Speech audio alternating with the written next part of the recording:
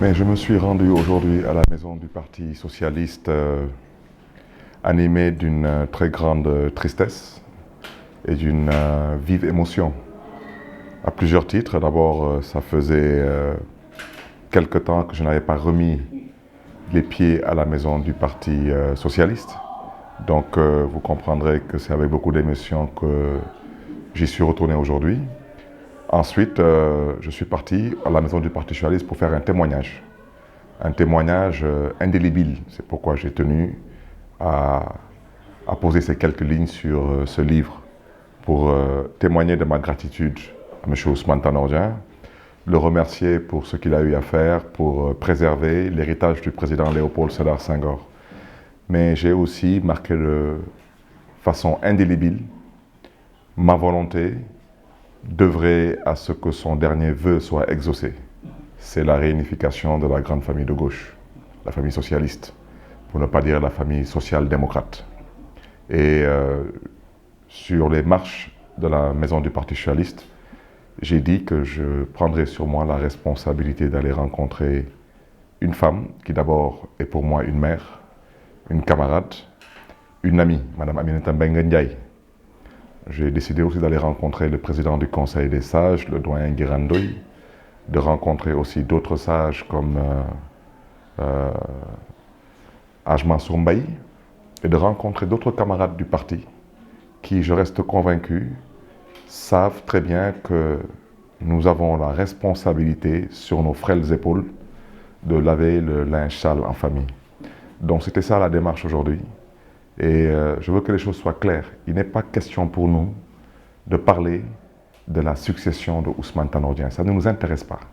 Ce qui nous intéresse aujourd'hui, c'est de préserver l'héritage du président Senghor et de faire en sorte que le legs que nous a laissé M. Ousmane Tanor Dieng, que ce legs se poursuive pour les générations à venir. Donc il faut que les uns et les autres comprennent que nous ne sommes pas là pour des positionnements, ça ne nous intéresse pas. Je le répète, nous sommes des socialistes, socialistes un jour, socialistes pour toujours. Nous avons toujours dit que nous sommes des militants et des responsables du Parti socialiste. Nous avons toujours contesté cette pseudo-exclusion parce que nous connaissons le Parti socialiste pour avoir contribué à la rédaction de ces textes. Nous connaissions son mode de fonctionnement et c'est la raison pour laquelle, quand certains ont voulu faire croire à l'opinion que nous avions été exclus du Parti socialiste, la preuve, nous n'avons jamais créé un parti. Il n'a jamais été question pour nous de créer un autre parti. Il n'a jamais été question pour nous d'aller militer dans un autre parti. Ce qui s'est passé, c'est qu'il y avait une divergence de point de vue. Il y avait certains qui disaient qu'on devait continuer le compagnonnage avec M. Macky Sall. Il y en avait d'autres comme nous qui disaient, à tort ou à raison, seule l'histoire retiendra que le Parti socialiste avait été créé pour la conquête et l'exercice du pouvoir et qu'à ce titre, on aurait dû avoir un candidat. La suite, on la connaît, ce n'est pas important, ce n'est pas le débat, c'est derrière nous. Je retiendrai de M. Ousmane Tanor Dieng que son dernier message, ça a été un appel à la réunification de la famille socialiste. Pour ce que M. Ousmane Tanor Dieng a représenté pour moi, pour ma génération, au-delà des vicissitudes de la vie politique, nous avons la responsabilité et le devoir moral de faire en sorte que ce dernier vœu soit exaucé. Mais à la condition que nos camarades comprennent aussi les responsabilités qui sont les leurs. Un secrétaire général, bien sûr, il y en aura un nouveau parce que c'est ça la vie. M. Léopold Sédar Senghor était là, il est parti. M. Abdou Diouf est venu, il est parti. M. Ousmane Tanor Dieng est venu, il est parti. Quelqu'un d'autre viendra, que ce soit un homme ou une femme, un adulte ou un jeune. Quelqu'un d'autre reviendra à la tête de ce parti. Maintenant, mon intime conviction, je la garde pour moi pour l'instant. J'invite les uns et les autres à la retenue. Il faut que les uns et les autres comprennent que il ne s'agit pas de positionnement. On n'est pas intéressé par ça. Parce qu'on ne souffre pas d'anonymat. Nous, pour ce qui nous concerne, nous qui avons cheminé avec Khalifa Sall depuis le début et qui y avons eu à nous battre pour des principes, je répète et j'insiste, pour des principes. Et on ne prétend pas avoir le monopole de la vérité. Mais nous le disons, nous le répétons et nous n'enlèvons pas une virgule. Le rôle et la mission du Parti socialiste, c'est la conquête et l'exercice du pouvoir. Aujourd'hui, j'espère de toutes mes forces que nos amis, nos camarades du Parti socialiste comprendront que nous devons travailler pour que cet objectif, que s'étaient fixés les pères fondateurs du Parti socialiste, et pour lequel objectif aussi, il faut le dire, M. Ousmane Tanor s'est battu de 2000 à 2012. J'ai été à ses côtés. Donc, je pense qu'on ne peut pas aujourd'hui, je veux dire, synthétiser l'avenir du Parti socialiste à 2 postes de ministre, une institution, quelques postes de députés. Et peut-être pour vous donner un exemple, avant l'arrivée du président Macky Sall au pouvoir, le Parti socialiste comptait plus d'une centaine de maires sur l'étendue du territoire national. Plus d'une centaine de maires, je dis bien plus d'une centaine de maires. Macky Sall est arrivé au pouvoir avec son parti, dans leur boulimie du pouvoir. Ils se sont débrouillés, se sont arrangés pour que le Parti socialiste se retrouve aujourd'hui avec à peine une quinzaine de maires sur toute l'étendue du territoire national. Alors, si cela ne peut pas aujourd'hui nous interpeller, mais qu'est-ce qui va nous interpeller? De presque une centaine de maires sans être dans une coalition présidentielle, on se retrouve dans une coalition présidentielle avec à peine une quinzaine de maires. Je ne parle pas des postes de ministres. Vous savez mieux que moi qu'ils sont nommés par décret, ils sont dégommés par décret. On ne va pas rentrer dans ce débat. Et on ne peut pas aujourd'hui, et je le répète avec force, réduire ou synthétiser l'avenir du Parti socialiste à des relations qui ne sont pas des relations saines.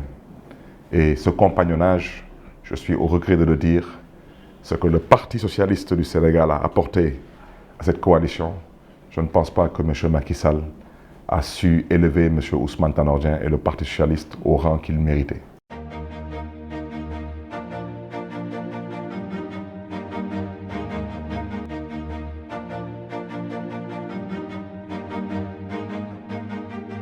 Ousmane Tanor n'a jamais été un ennemi pour nous.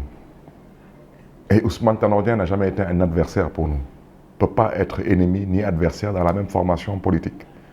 Nous avons eu, avec M. Ousmane Tanor des divergences de point de vue. Moi, à titre personnel, je l'ai dit, je l'ai répété, M. Ousmane Tanor a été pour moi un mentor et un père politique. Un homme qui a guidé mes premiers pas en politique.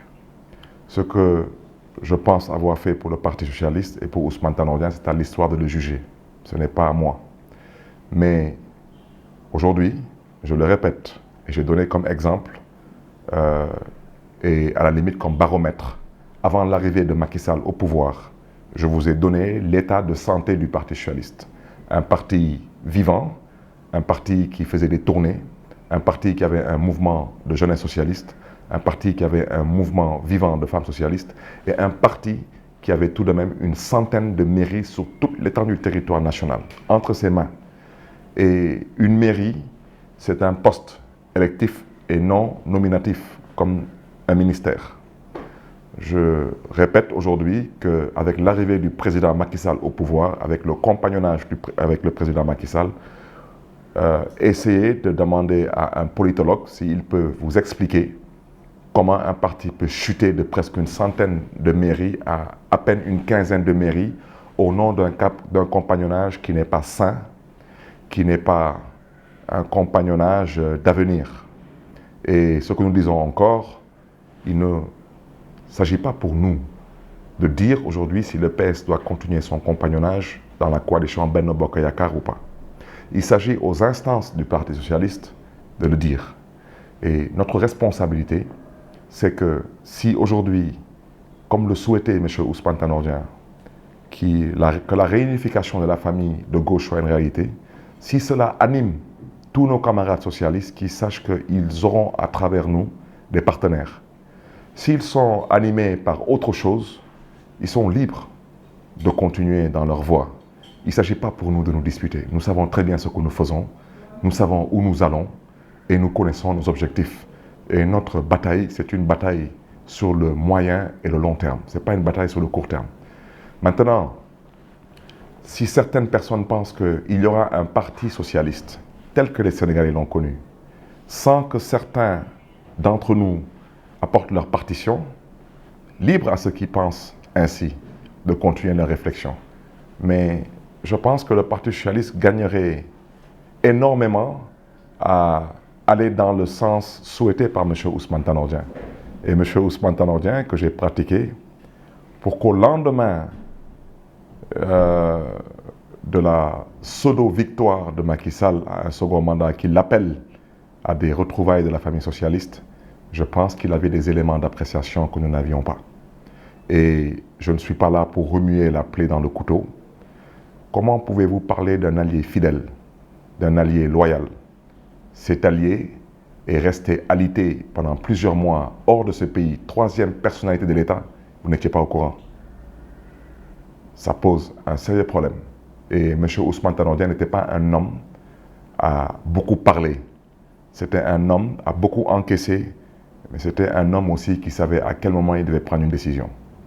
Et je reste convaincu que ce compagnonnage avec M. Macky Sall, si c'était un compagnonnage aussi attractif que certains veulent nous le faire croire, je pense que les choses se seraient passées autrement. Mais pour revenir au sujet, je le dis, je le répète, j'irai voir Aminata Mbengue Ndiaye parce qu'elle a une responsabilité historique qui lui incombe. J'irai voir le Conseil des sages avec à leur tête les doyens Nguiran Ndoye et Hadj Mansour Mbaye. Ils ont une responsabilité historique qui les incombe.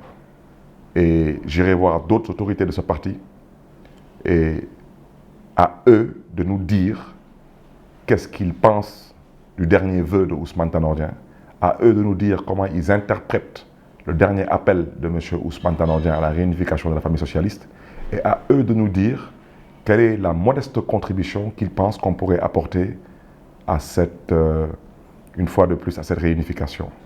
Je rencontre M. Khalifa Sall tous les lundis.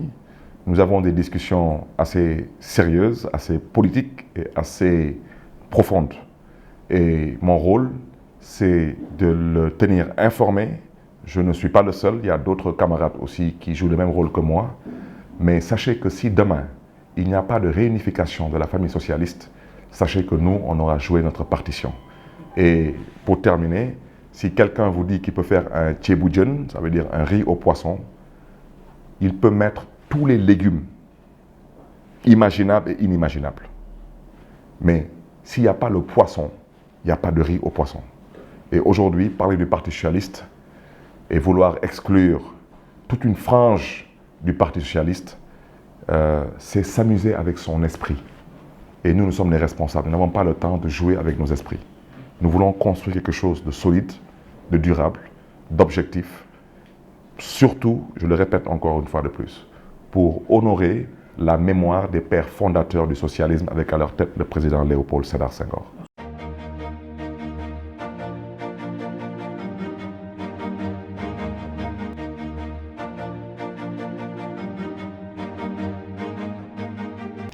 Mais l'actuel régime ne nous intéresse pas. Le président Macky Sall, semble-t-il, a gagné un second mandat. On lui souhaite bonne chance, mais je pense que les Sénégalais actuellement sont assez préoccupés par leur pétrole et leur gaz. Et au passage, je demande au président Macky Sall de bien vouloir libérer M. Guy Marius Sagna, parce qu'il faut qu'on arrête de se moquer de l'intelligence des Sénégalais, parce que ce que Guy Marius Sagna a dit, c'est la vérité, c'est ce que nous pensons tous.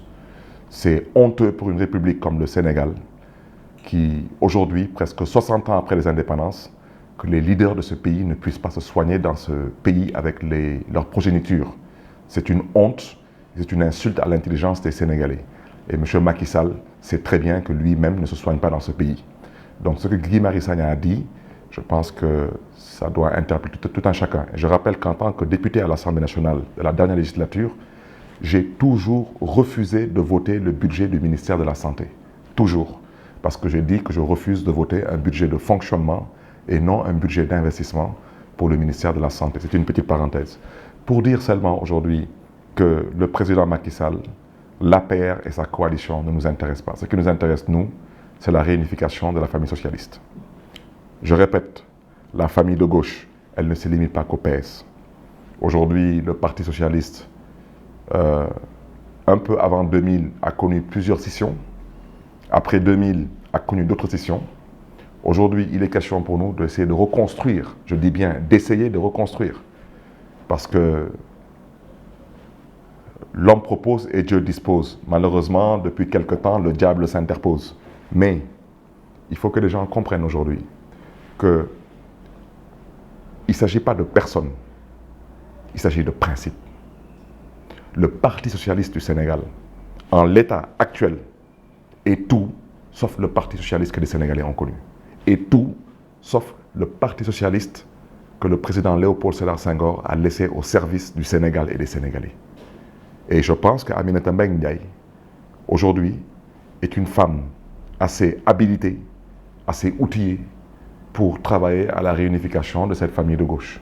Cette famille de gauche, maintenant, vous devez seulement comprendre et retenir que, quel que soit Alpha, cette famille se retrouvera. Elle peut ne pas se retrouver aujourd'hui, mais elle se retrouvera demain.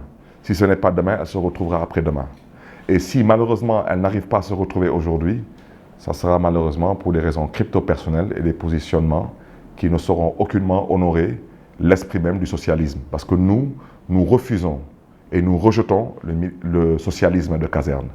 Nous militons et nous œuvrons pour un socialisme d'avenir et un socialisme d'objectivité.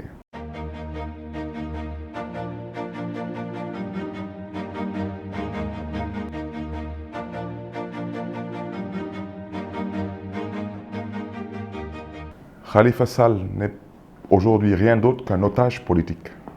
Khalifa Sall est l'otage politique de M. Macky Sall. Parce que malheureusement, nous vivons dans une dictature qui ne dit pas son nom. Je voudrais dire maintenant que cette question que vous venez de me poser, il faudrait la poser à M. Macky Sall. Parce que M. Macky Sall avait dit à l'opinion nationale et internationale, à travers le biais de certains de ses spires, que M. Khalifa Sall était définitivement condamné.